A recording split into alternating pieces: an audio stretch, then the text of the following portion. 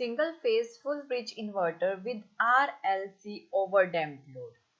ओवरडैम्प्ड load का मतलब कि इसमें लोड पे हम RLC लगाएंगे रेजिस्टर, इंडक्टर और कैपेसिटर, लेकिन ओवरडैम्प्ड का मतलब होता है कि जो हमारा ओसिलेशन है वो डिके हो जाए अपने इक्विलिब्रियम पॉइंट से, उसे बोलते हैं ओवरडैम्प्ड। यानी कि किसी चीज को अपने डेस्टिनेशन पर पहुंचने के लिए थोड़ा ज्यादा टाइम लगे, जो कि धीरे धीरे हो, उसे ओवरडैम्प्ड बोलेंगे। अब हम इसमें कर रहे हैं RLC ओवरडैम्प्ड लोड। इसका जो सर्किट है वो फुल ब्रिज इन्वर्टर की तरह ही होगा। इसमें 4 थायरिस्टर्स, 4 डायोड्स का यूज किया गया है। डायोड्स एंटी पैरेलल लगे हुए हैं थायरिस्टर के। इनपुट से हम डीसी सप्लाई प्रोवाइड कर रहे हैं और लोड पे हमने RLC रजिस्टर, इंडक्टर और कैपेसिटर लगाया है, लेकिन ये है ओवर डैम्प्ड लोड। इसमें क्या होगा कि सबसे पहले ये जो हमारे पॉइंट है इसको A से डिनोट किया गया है, इसे B से डिनोट किया गया है। सबसे पहले हमारा थायरिस्टर 1 और 2 कंडक्ट करेंगे जब उनके गेट पे ट्रिगर पल्स प्रोवाइड की जाएगी। लेकिन इसका जो लोड का नेचर है, इस पे रेजिस्टर, इंडक्टर और कैपेसिटर लगा हुआ है। थायरिस्टर 1 और 2 को कंडक्ट करने से पहले जो हमारा करंट है वो डायोड 1 और 2 के अक्रॉस फ्लो होगा, जो कि नेगेटिव में होगा। और जैसे ही हमारा आउटपुट करंट नेगेटिव से 0 पे आएगा तो हमारा थायरिस्टर 1 और 2 कंडक्ट करना स्टार्ट करेंगे। यहाँ से हमने सोर्स जब सप्लाई करेंगे, सोर्स वोल्टेज DC, यहाँ से करंट फ्लो होगा। ये जो करंट होगा वो होगा सोर्स करंट।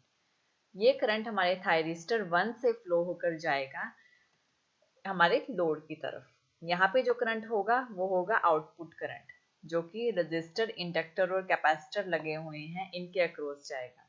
और ये करंट RLC से फ्लो होकर थायरिस्टर 2 पे जाएगा और थायरिस्टर 2 कंडक्ट करेगा। इस कंडीशन में क्या होता है कि क्योंकि आउटपुट करंट अपनी डायरेक्शन एकदम से चेंज नहीं होता, जब डायोड 1 और 2 थायरिस्टर 1 और 2 से पहले कंडक्ट कर रहे होंगे, वो ये जो हमारे डायोड होते हैं जिन्हें कि फीडबैक डायोड्स बोला जाता है, फीडबैक कंडक्ट कर रहे होंगे, उस टाइम में जो आउटपुट करंट है एकदम से जीरो नहीं होता, वो धीरे धीरे जीरो होता है। और जैसे ही आउटपुट करंट पॉजिटिव में आएगा तो हमारे थायरिस्टर 1 और 2 कंडक्ट करना स्टार्ट कर देंगे। और इस टाइम जो करंट होता है वो पॉइंट A से B की साइड होता है, लेकिन जैसे ही हमारे थायरिस्टर 1 और 2 ऑफ होंगे तो हमारा जो फीडबैक डायोड्स के थ्रू करंट फ्लो होना स्टार्ट होगा। ये जो करंट फ्लो होगा अब, यानी पहले थायरिस्टर 1 और 2 से हो रहा था, अब डायोड 4 और डायोड 3 से फ्लो होगा। जो करंट की डायरेक्शन है वो सेम रहेगी A से B की तरफ, यानी कि करंट अभी भी पॉजिटिव डायरेक्शन में ही रहेगा। लेकिन ये क्या होगा कि जो कैपेसिटर जो कि चार्ज स्टोर करता है, इंडक्टर जो एनर्जी को स्टोर करता है, दोनों स्टोरेज का काम करते हैं।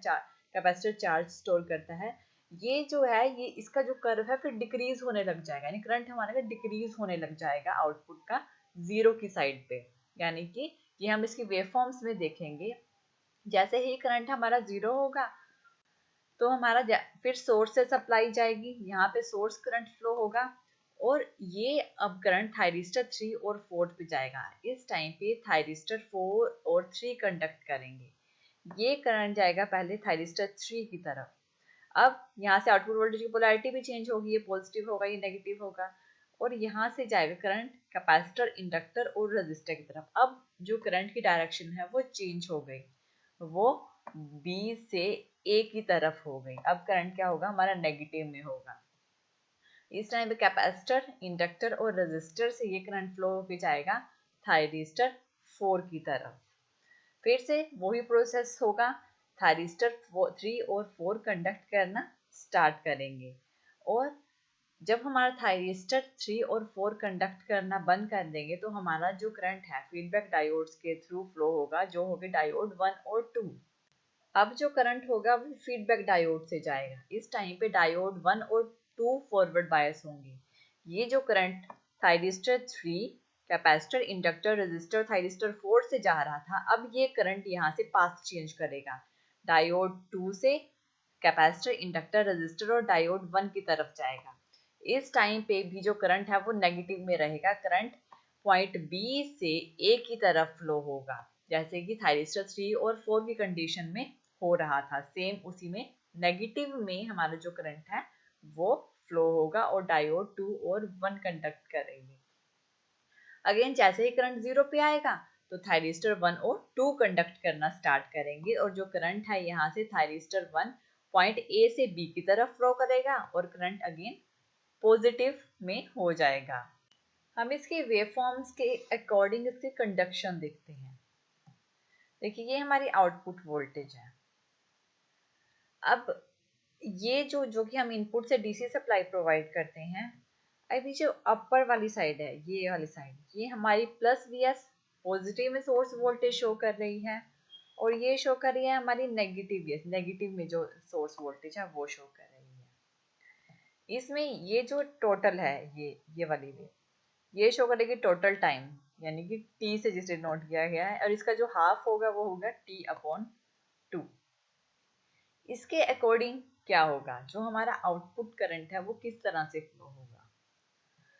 देखिए जब हमारी सोर्स वोल्टेज पॉजिटिव होगी, हम कह रहे थे जब सोर्स वोल्टेज आएगी तो हमारे सबसे पहले थायरिस्टर 1 और 2 कंडक्ट करेंगे, लेकिन थायरिस्टर 1 और 2 की कंडक्शन से पहले हमारा जो फीडबैक डायोड है वो कंडक्ट करेंगे, यानी कि जो हमारा आउटपुट करंट है कुछ इस तरह से होगा।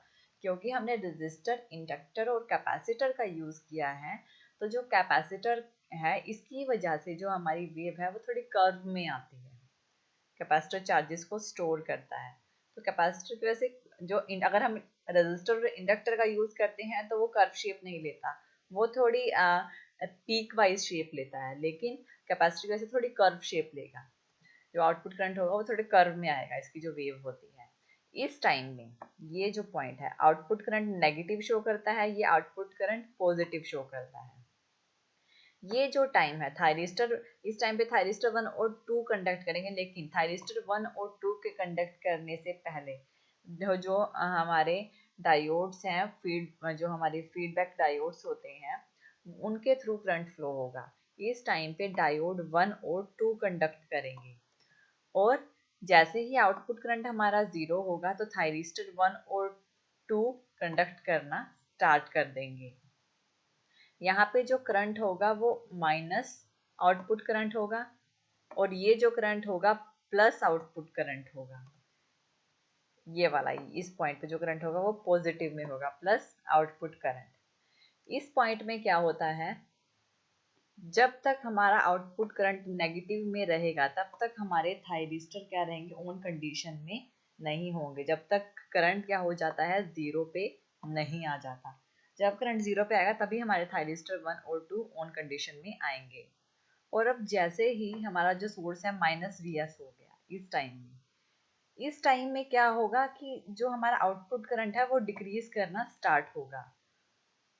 जो थायरिस्टर 1 है और थायरिस्टर 2 है वो फोर्स कम्यूटेशन की वजह से क्या हो जाएंगे, रिवर्स हो जाएंगे। और लेकिन जो करंट है वो इमीडिएटली रिवर्स में नहीं जाएगा, करंट इमीडिएटली जाएगा, नेगेटिव में नहीं चला जाएगा।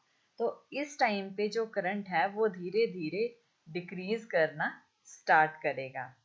ये करंट यहाँ से डिक्रीज करेगा, और ये जो टाइम पीरियड होगा, इस टाइम पीरियड में जो हमारा करंट है वो डायोड 3 और 4 के अक्रॉस फ्लो होगा। इस टाइम पे डायोड 3 और डायोड 4 कंडक्ट करेंगे, और जैसे ही आउटपुट करंट यहाँ से 0 पे आएगा तो हमारा जो थायरिस्टर 3 है और थायरिस्टर 4 है वो कंडक्टिंग कंडीशन में आ जाएंगे। यहाँ पे थायरिस्टर 3 और 4 कंडक्ट करना स्टार्ट करेंगे। अगेन वही प्रोसेस होगा, जब यहाँ पे माइनस आउटपुट करंट होगा, यानी कि जब यहाँ से पॉजिटिव साइकिल जाएगी तो आउटपुट करंट हमारा अगेन थायरिस्टर और 3 और 4 फोर्स कम्यूटेशन से ऑफ होंगे, लेकिन वो सडनली तभी पॉजिटिव डायरेक्शन में नहीं चला जाएगा। वो क्या होगा, हमारा आउट जो करंट है वो धीरे धीरे 0 पे आएगा, और इस टाइम पे डायोड 1 और 2 कंडक्ट करेंगे। ये वाला पॉइंट जिसमें डायोड 1 और 2 कंडक्ट कर रहे थे, इस टाइम पे डायोड 1 और 2 कंडक्ट करेंगे। जब आउटपुट करंट यहाँ पे 0 होगा तो हमारे थायरिस्टर 1 और 2 कंडक्ट करना स्टार्ट कर देंगे। जो कि 3t/2 तक कंडक्ट करते रहेंगे। इस तरह से जो हमारा प्रोसेस है वो चलता है, यानी कि 3/t से यहाँ पे क्या होगा, अगेन डायोड 3 और 4 कंडक्ट करेंगे जब तक हमारा आउटपुट करंट 0 नहीं हो जाता। यहाँ पे हमारा थायरिस्टर 1 और 2 ऑफ हो जाएंगे, लेकिन थायरिस्टर 3 और 4 तभी ऑन नहीं होंगे। तब हमारा फीडबैक डायोड है उनके थ्रू करंट फ्लो होगा, और फिर जैसे ही आउटपुट करंट नेगेटिव में जाएगा, रिवर्स में जाएगा 0 के बाद, तो थायरिस्टर 3 और 4 फिर से कंडक्ट करना स्टार्ट करेंगे। यह है हमारा single phase full bridge inverter with RLC load over, जिसमें हमने ओवर डैम्प लोड किया है। Thank you.